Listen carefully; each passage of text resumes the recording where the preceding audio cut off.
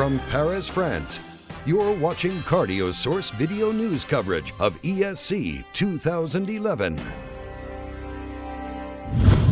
Hello, I'm Tony DeMaria, the editor of JACC, here at the European Society of Cardiology meeting, where we're reviewing the highlights, particularly the late-breaking clinical trials presented at this meeting. And I'm here with Dr. Spencer King, who really needs no introduction. I guess one of the studies that attracted some attention, Spencer, was the examination trial. Yeah, that was one of the late-breaking trials. It's a trial of acute myocardial infarction, really looking at the question of whether drug-eluting stents do better than bare metal stents, and so it used the most modern, the highest use drug-eluting stent compared to a platform of similar bare metal stent.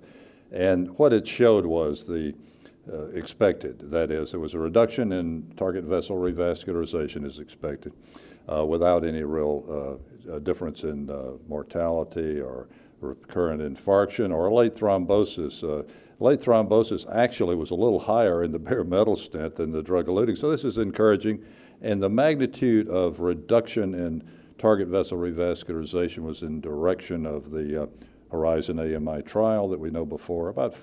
You prevent about 4 reinterventions per 100 that you do by using drug-eluting. Yeah, it's really interesting because there's already a fair amount of data on the value and acceptability of using drug-eluting stents in patients with acute myocardial infarction. So in this examination trial, the pitch was that it was tested in a group of individuals that were unselected coming to the catheterization laboratory. So there's a trend I see, Spencer, of trying to get studies that are randomized but resembling the registries, try to be more real world rather than have very strict entrance criteria.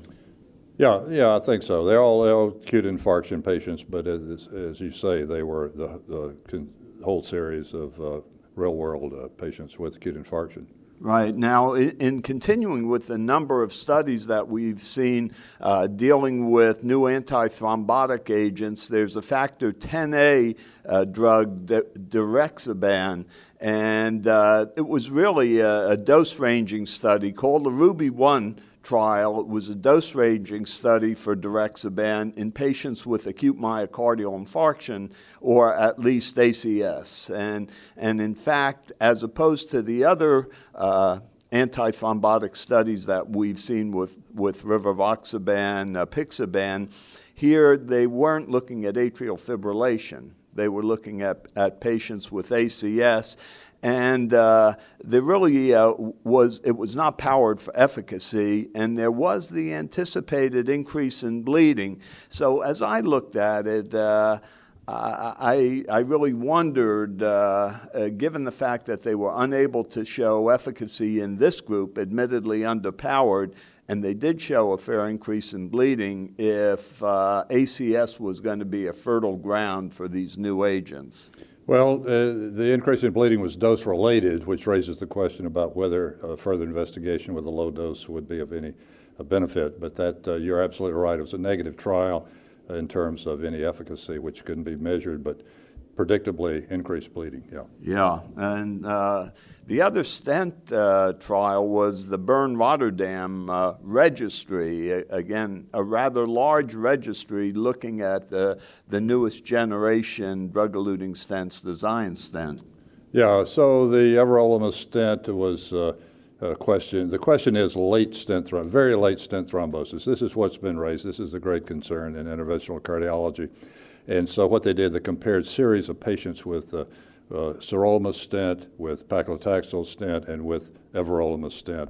And the good news is that the everolimus stent had less very late stent thrombosis than either of the earlier generation stents, which shows progress in stent design and function.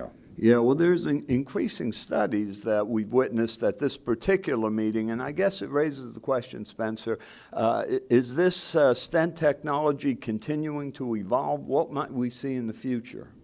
Yeah, maybe we're there with a commodity for the metal stents. I mean, we've done a great deal. We've gotten this very thin stents, and we've got effective outcome. It's interesting, though, when there was a study yesterday from the Japanese group that showed a rather equivalent outcome of the very early stent, namely the sirolimus-eluting stent, compared to the very modern stent.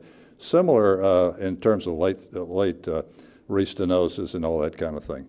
The one encouraging thing is that in addition to being more deliverable, the newer stents, as they fine-tune this, have very low late stent thrombosis, which might change our ideas about what we have to do to prevent late stent thrombosis with the latest versions. Yeah, well, the impression of a non-interventionalist is that stent technology has gotten so good that it's tending to plateau, and it may be very difficult to improve it too much in the future. We'll have to see.